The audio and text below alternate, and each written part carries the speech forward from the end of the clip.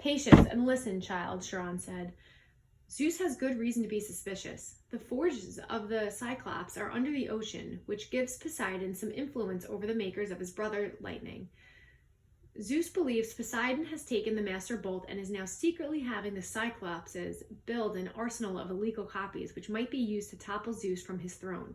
The only thing Zeus wasn't sure about was which hero Poseidon used to steal the bolt. Now Poseidon has openly claimed you as his son. You were in New York over the winter holidays. You could have easily snuck into Olympus. Zeus believes he's found his thief. But I've never even been to Olympus. Zeus is crazy. Chiron and Grover glanced nervously at the sky. The clouds didn't seem to be parting around us, as Grover had promised. They were rolling straight over our valley, sealing us like a coffin lid. Percy, Grover said.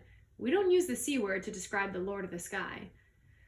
Perhaps paranoid, Chiron suggested. Then again, Poseidon has tried to unseat Zeus before. I believe that was the question 38 on your final exam. He looked at me as if he actually expected me to remember question 38. How could anyone accuse me of stealing a god's weapon? I couldn't even steal a slice of pizza from Gabe's poker party without getting busted. Chiron was waiting for an answer. Something about a golden net, I guess. Poseidon and Hera and a few other gods, they trapped Zeus and wouldn't let him out until he promised to be a better ruler, right? Correct, Chiron said. And Zeus has never trusted Poseidon since. Of course, Poseidon denies stealing the Master Bolt. He took great offense at the accusation. The two have been arguing back and forth for months, threatening war. And now you've come along to the proverbial last straw. But I'm just a kid. Percy, Grover cut in.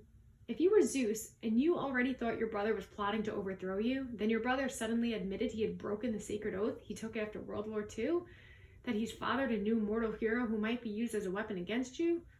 Wouldn't that put a twist in your toga? But I didn't do anything. Poseidon, my dad, he didn't really have this Master Bolt stolen, did he? Chiron sighed. Most thinking observers would agree that thievery is not Poseidon's style, but the sea god is too proud to try convincing Zeus of that. Zeus has demanded that Poseidon return the bolt by the summer solstice. That's June 21st, 10 days from now. Poseidon wants an apology for being called a thief by the same date. I hope that diplomacy might prevail, that Hera or Demeter or Hestia would make the two brothers see sense. But your arrival has inflamed Zeus's temper. Now neither god will back down, unless someone intervenes, unless the Master Bolt is found and returned to Zeus before the solstice. There will be war. And do you know what a full-fledged war would look like, Percy? Bad, I guessed. Imagine the world in chaos. Nature at war with itself. Olympians forced to choose sides between Zeus and Poseidon. Destruction. Carnage, millions dead. Western civilizations turned into a battleground, so big it will make the Trojan War look like a balloon fight. Bad, I repeated. And you, Percy Jackson, would be the first to feel Zeus's wrath. It started to rain. Volleyball players stopped their game and stared in stunned silence at the sky. I had brought this storm to Half-Blood Hill. Zeus was punishing the whole camp because of me. I was furious. So I have to find the stupid bolt, I said, and return it to Zeus. What better peace offering, Chiron said, than to have the son of Poseidon return Zeus's property? If Poseidon doesn't have it, where is the thing? I believe I know, Chiron's expression was grim. Part of a prophecy I had years ago. Well, some of the lines make sense to me now. But before I can say more, you must officially take up the quest. You must seek the counsel of the oracle. Why can't you tell me where the bolt is beforehand? Because if I did, you would be too afraid to accept the challenge. I swallowed. Good reason. You agree then? I looked at Grover, who nodded encouragingly. Easy for him. I was the one Zeus wanted to kill. All right, I said. It's better than being turned into a dolphin. Then it's time you consulted the oracle, Chiron said. Go upstairs, Percy Jackson, to the attic. When you come back down, assuming you're still sane, we will talk more. 4 flights up, the stairs ended under a green trap door. I pulled the cord. The door swung open and a wooden ladder clattered into place. The warm air from above smelled like mildew and rotten wood and something else. A smell I remembered from biology class. Reptiles, the smell of snakes. I held my breath and climbed. The attic was filled with Greek hero junk.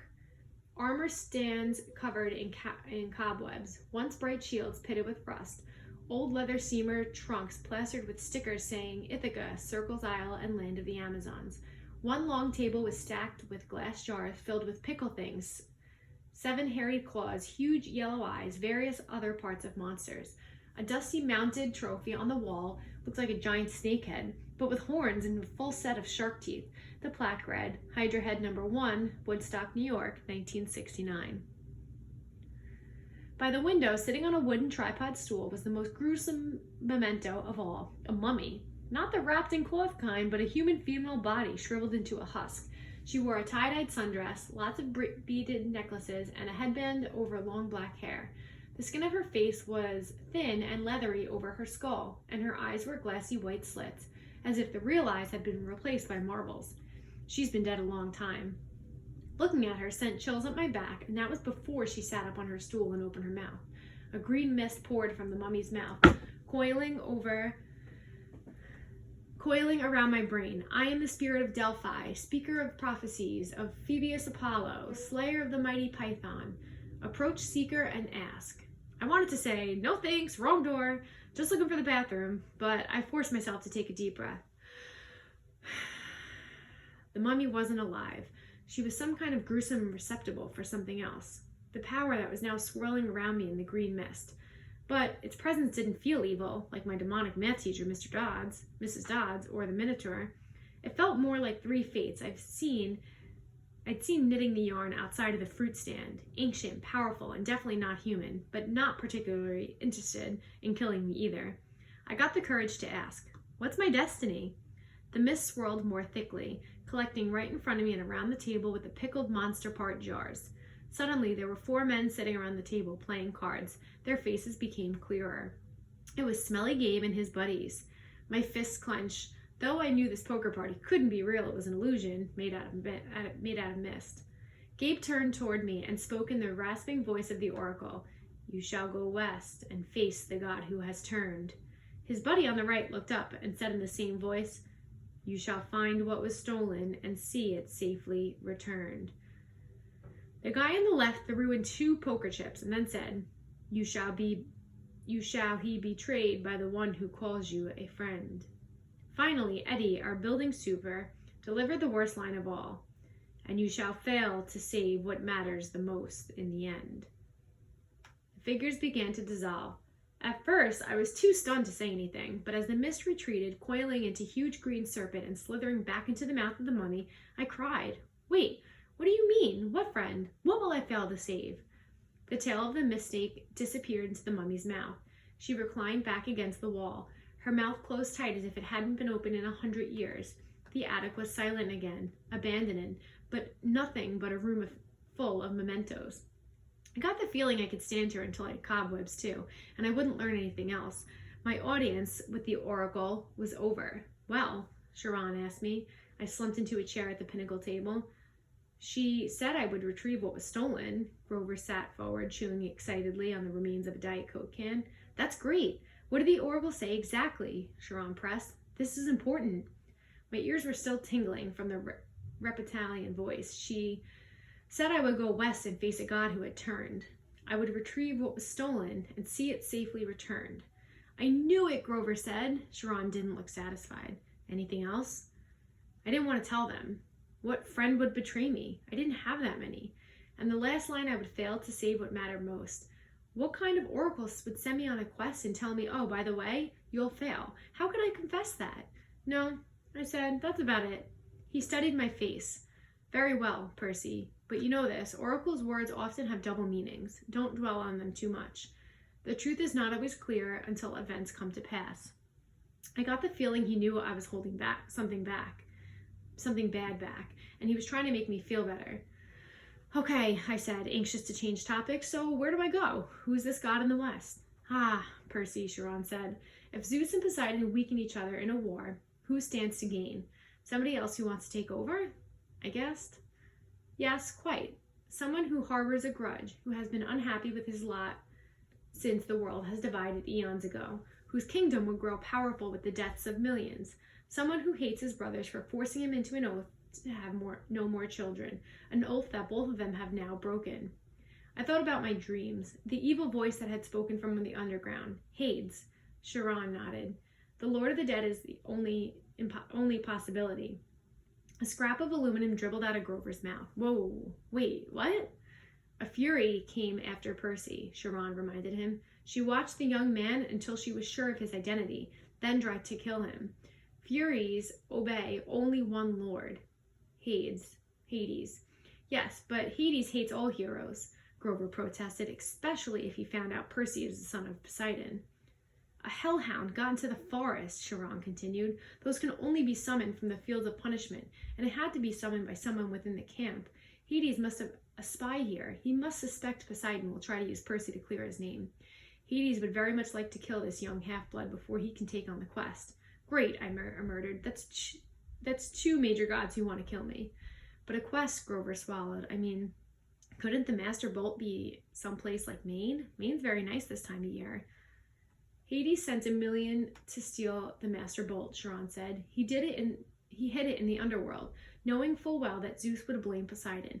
I don't pretend to understand the Lord of Dead motives perfectly or why he chose this time of year to start a war, but one thing is certain. Percy must go to the underworld, find the Master Bolt, and reveal the truth. A strange fire burned in my stomach. The weirdest thing was, it wasn't fear. It was anticipation. The desire for revenge. Hades had tried to kill me 3 times so far, with the Fury, the Minotaur, and the Hellhound.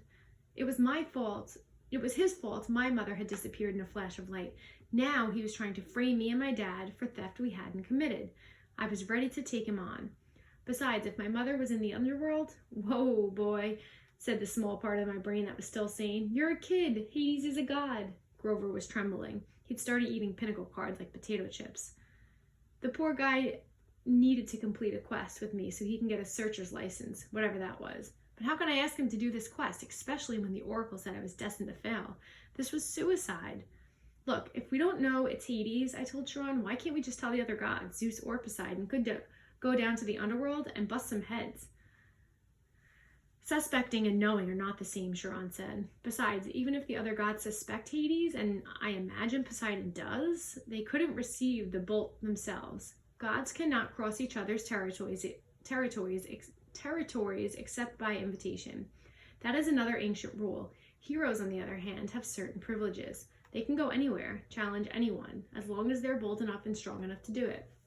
No god can be held responsible for a hero's actions. Why do you think the gods always operate through humans? You're saying I'm being used. I'm saying it's no accident Poseidon has claimed you now. It's a very risky gamble, but he's in a desperate situation. He needs you. My dad needs me? Emotions rolled inside me like bits of glass in a kaleidoscope.